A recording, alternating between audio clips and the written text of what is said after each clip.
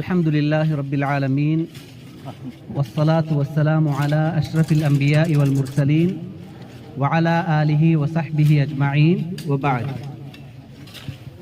கண்ணியத்துக்குரிய சகோதரர்களே, பெரியவர்களே, நாங்கள் தற்பொழுது ஒரு தாயாரின் ஜனாசாவிலே கலந்து கொண்டு அதன் மிக முக்கியமான ஒரு கடமையை நிறைவேற்றி கொண்டிருக்கின்றோம். இஸ்லாத்தை பொறுத்தவரையில் மரணத்தை இந்த உலகுக்கும் மனிதனுக்கும் இடையிலே உள்ள கடைசி தொடர்பாக அறிமுகப்படுத்தி இருக்கின்றது. ரசூல் ஸல்லல்லாஹு அலைஹி வஸல்லம் அவர்கள் கூறினார்கள், இதா மாத்தல் இன்சானு இன்கதஅ அன்ஹு அமலு. ஒரு மனிதன் மரணித்து விட்டால் அவனுக்கும் இந்த உலகுக்கும் இடையிலே உள்ள தொடர்புகள் துண்டிக்கப்பட்டுவிடும். அதாவது அவனது அமல்கள் அருந்துவிடும். அதற்கு பிறகு அவனுக்கு அமல் செய்ய முடியாது என்று ரசூல் ஸல்லல்லாஹு அலைஹி வஸல்லம் அவர்கள் கூறியிருக்கின்றார்கள். அந்த அடிப்படையில் மரணித்தவர் யாராக இருந்தாலும் அவர்கள் மரணித்து விட்டால் அவர்களுக்கும் இந்த உலகத்துக்கும் இடையிலே உள்ள தொடர்பு அப்படியே துண்டிக்கப்பட்டு விடுகின்றது. அதற்கு பிறகும் யாராவது ஒருவர் இறந்தவருக்கு பயன் கொடுக்க வேண்டும் என்று விரும்பினால் அதற்கு இஸ்லாம் சில வழிமுறைகளை எங்களுக்கு காட்டி தந்திருக்கின்றது. அதை பயன்படுத்திக் கொள்கின்ற போது இறந்தவருக்கு சில நன்மைகளை கொண்டு சென்று சேர்க்க முடியுமாக இருக்கும். அப்படி இஸ்லாம் எங்களுக்கு காட்டி தந்திருக்கக்கூடிய வழிமுறைகளில் மிக முக்கியமானது ஜனாசாவுக்காக துஆ கேட்பது. ஒருவர் மரணித்ததற்கு பிறகு அவருக்கும் இந்த உலகத்துக்கும் இடையிலே உள்ள தொடர்பு இல்லாமல் ஆகினாலும் கூட அவருக்காக கேட்கப்படக்கூடிய துஆக்கள் அவருக்கு சென்றடையும் என்பதை ரசூல் ஸல்லல்லாஹு அலைஹி வஸல்லம் அவர்கள் பல சந்தர்ப்பங்களிலும் எங்களுக்கு உறுதியாக கூறி தந்திருக்கின்றார்கள். ஜனாசா தொழுகையினுடைய அமைப்பை பார்த்தாலும் அதோடு தொடர்புபட்டதாகத்தான் இருக்கின்றது.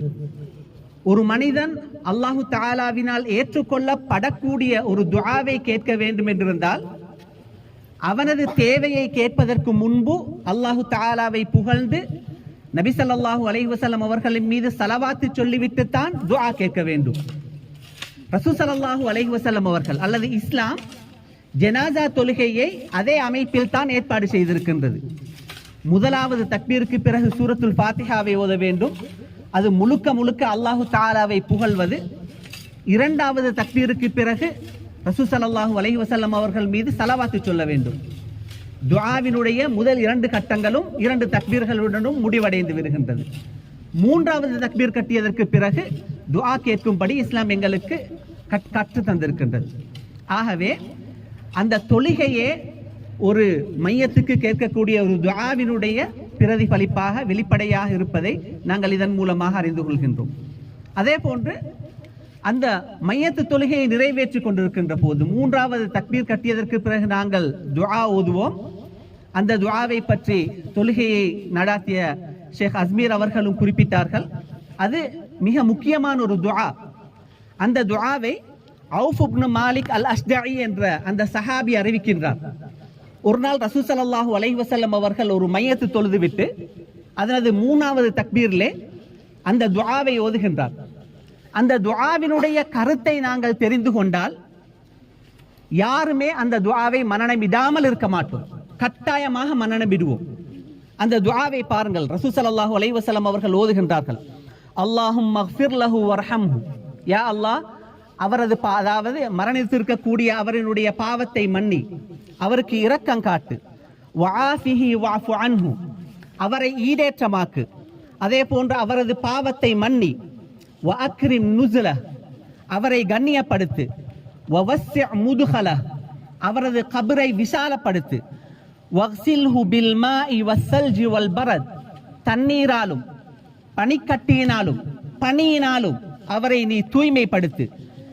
வனக்கிஹி மினல் ஹதாயா, பாவங்களிலிருந்து அவரை தூய்மைப்படுத்து. எப்படி என்றால் கமா நக்கைத ஸௌபல் அபியத மினத் தனஸ், வெள்ளை நிற ஆடைகளை எப்படி சுத்தப்படுத்துவாயோ அதே போன்று இந்த மையத்தையும் பாவங்களிலிருந்து நீ சுத்தப்படுத்து என்று அந்த துஆவிலே வருகின்றது.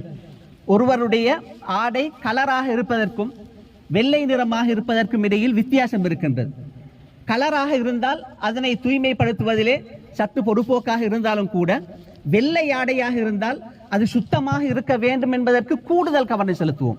இந்த துஆவிலே ரசூல் ஸல்லல்லாஹு அலைஹி வஸல்லம் அவர்கள் துஆ கேட்கின்றார்கள், வெள்ளை ஆடையை சுத்தம் செய்வதை போன்று இவரை பாவங்களிலிருந்து சுத்தம் செய். அதே போன்று வஅப்தில்ஹு தாரன் கைரம் மின் தாரி, அவர் இந்த உலகத்திலே வாழ்ந்த வீட்டை விட ஒரு சிறந்த வீட்டை அவருக்கு கொடு. வஅஹ்லன் கைரம் மின் அஹ்லி, இந்த உலகத்திலே இருந்த சொந்தக்காரர்களை விட மிகச் சிறந்த சொந்தக்காரர்களை அவருக்கு கொடு. வஸௌஜன் கைரம் மின் ஸௌஜி, இந்த உலகத்திலே இருந்த கணவனை விட மிகச் சிறந்த ஒரு கணவனை அவனுக்கு கொடு. வஅத்கில்ஹுல் ஜன்னத வஅஇத்ஹு மின் அஸாபில் கப்ர், அவருக்கு சுவர்க்கத்தை கொடு, சுவர்க்கத்தை கொடு என்று சொல்லிவிட்டு மாத்திரம் அந்த துஆவை முடித்துக் கொள்ளாமல் ரசூல் ஸல்லல்லாஹு அலைஹி வஸல்லம் அவர்கள் கேட்கின்றார்கள், கபரினுடைய வேதனையிலிருந்து இவரை பாதுகாரு. இன்னொரு அறிவிப்பிலே நரகத்தினுடைய நெருப்பிலிருந்து இவரை பாதுகாரு என்று ரசூல் ஸல்லல்லாஹு அலைஹி வஸல்லம் அவர்கள் துஆ கேட்கின்றார்கள். இந்த ஹதீஸை அவுஃப் இப்னு மாலிக் அல்-அஷ்ஜஇ என்ற சஹாபி அறிவிக்கின்றார். அவர் அந்த தொழுகையிலே கலந்து கொண்டார். இந்த ஹதீஸை அறிவித்து விட்டு அவர் கூறுகின்றார், தமன்னைது அன் அகூன ஸாலிகல் மையத், நான் அந்த மையத்தாக இருந்திருக்க வேண்டும் என்று நான் ஆசைப்பட்டேன் என்று அந்த சஹாபி கூறுகின்றார். என்றால் இந்த துஆ அவ்வளவு பெரிய கருத்தை சொரிந்திருக்கின்றது.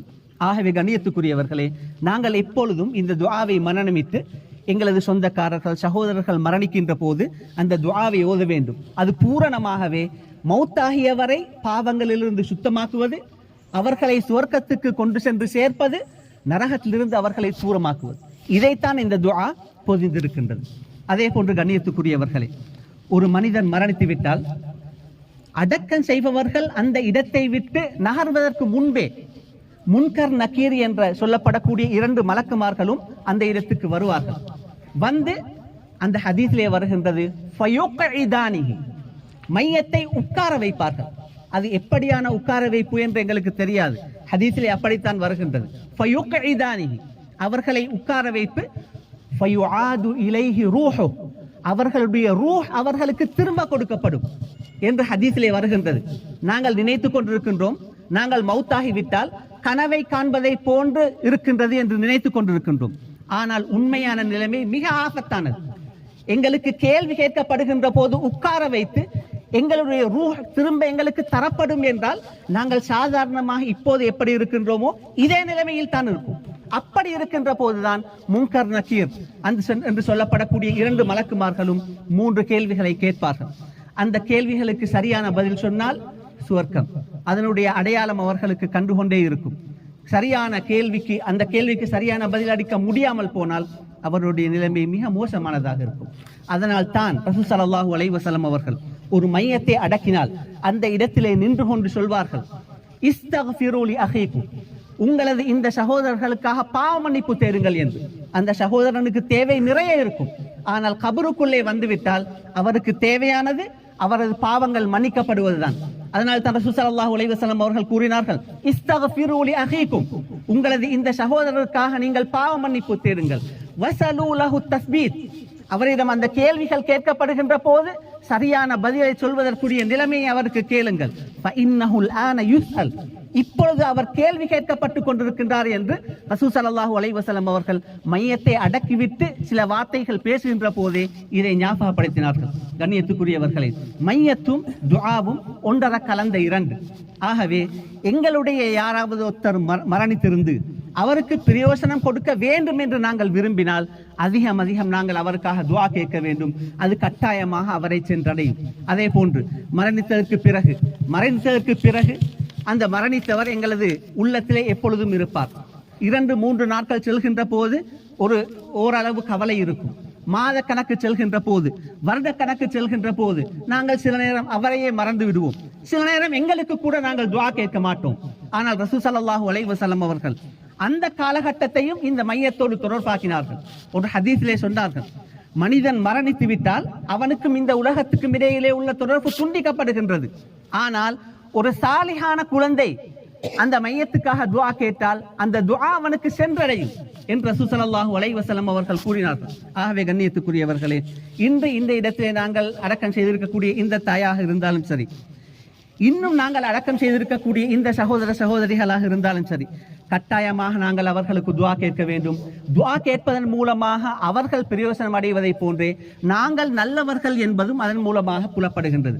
அதனால் தான் ரசூல் ஸல்லல்லாஹு அலைஹி வஸல்லம் அவர்கள் கூறினார்கள், ஒருவர் மரணித்து விட்டால் அவருடைய இந்த உலகத்தினுடைய தொடர்பு துண்டிக்கப்படுகின்றது.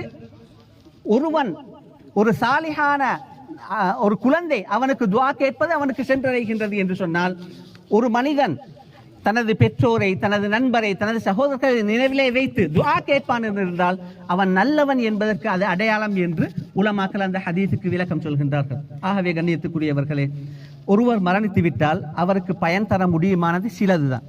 அதிலே மிக முக்கியமானது ஒன்று துஆ.